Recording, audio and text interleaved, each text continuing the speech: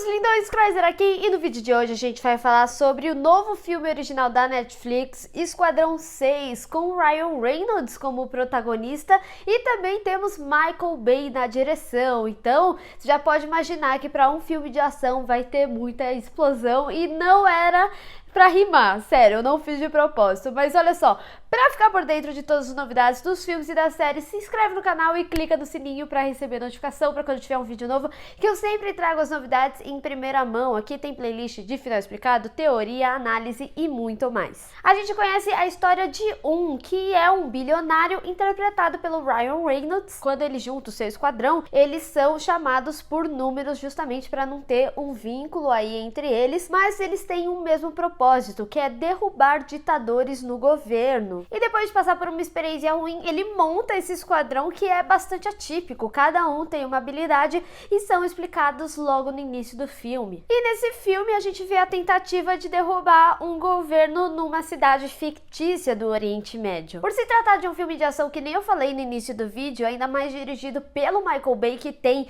muitas explosões, que é algo da sua própria assinatura. Todos os filmes que o Michael Bay dirige, a gente tem explosão aí. Ele seria aquele tipo de filme que deixa o espectador vibrando na cadeira pelas cenas de ação e tudo mais. Só que aqui a história, o roteiro é muito fraco, porque mesmo que a gente seja apresentado aqueles personagens, tem algumas coisas que ficam em aberto. A gente não conhece realmente as motivações daqueles personagens e a montagem também é bastante confusa. Tem um certo momento do filme que você vê que tem alguns erros na montagem que acabam acarretando em outros erros, como de continuismo. Por exemplo, tem uma certa cena lá da piscina que um dos caras tá sem conseguir sair da piscina e também sem muito o que fazer porque ele tá meio que cercado, e na cena seguinte a gente vê ele pendurando coisas do lado de fora da piscina, que era o que ele precisava fazer pro plano. Então tem um erro de continuismo, tem um furo de roteiro aí do que aconteceu entre uma coisa e outra. Isso é só um exemplo. Em vários momentos eu acho que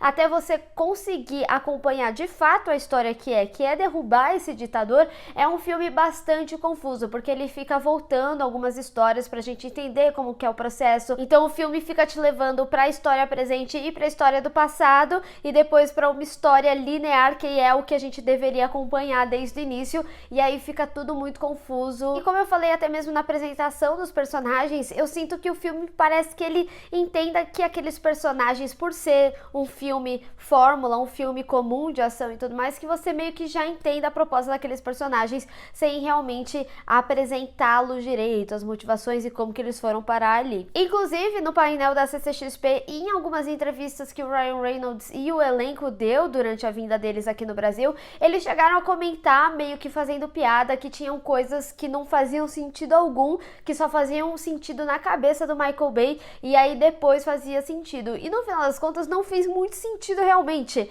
porque quando você vê o produto final, a gente consegue entender qual que era a proposta ali e como que ele queria contar essas histórias, mas meio que não faz sentido algum, é meio sem pé nem cabeça. O roteiro, a estrutura da montagem acabou deixando esse filme bastante confuso com a história principal, que era desse ditador do Oriente Médio. Dá pra perceber que esse filme se utilizou de referências de outros filmes na construção dele, tanto que tem algumas cenas até mesmo que eles falam, tipo, isso é muito filme X, Y e Z. Também dá pra perceber que eles utilizaram referências até mesmo de jogos. Quando tá contando a história de um dos números, ele era um antigo militar, e aí a gente vê a cena dele, do passado dele, como um jogo de FPS. Eu gostei muito dessa pegada e eu queria muito que o filme tivesse utilizado disso em outros momentos, principalmente nos momentos em que ele estava atuando. O filme ele foi escrito pelo Rich Reese e pelo Paul Wernick, que são os mesmos escritores de Deadpool, e a gente percebe que tem um humor bastante similar, inclusive que o filme ele foi desenhado pro Ryan Reynolds ser o protagonista, o que acaba me dando aí um questionamento se o Ryan Reynolds nunca vai sair desse papel, né? Tem atores na história aí, como o Johnny Depp, que meio que fizeram sempre os mesmos personagens, então eu queria ver um pouquinho além disso. E também a gente consegue ver que ele é um filme em todas as suas cenas que são bem bonitas. Eu acho que a fotografia desse filme é muito bonita, dá pra perceber que teve um alto orçamento também pra fazer as das coisas, tem muita explosão de carro. Pra quem gosta do gênero, eu acho que vai gostar dessas cenas de ação. Realmente o problema do filme tá aí na história, mas eu vejo que da mesma forma que a Netflix tem divulgado em cima do Ryan Reynolds e do Michael Bay na direção, a gente consegue perceber que o filme foi projetado para essas duas pessoas realmente. É perceptível um grande orçamento aí nesse filme, que significa que é uma grande aposta da própria Netflix, e o próprio filme dá a entender que vai ter uma continuação, já que eles até falam que tem lá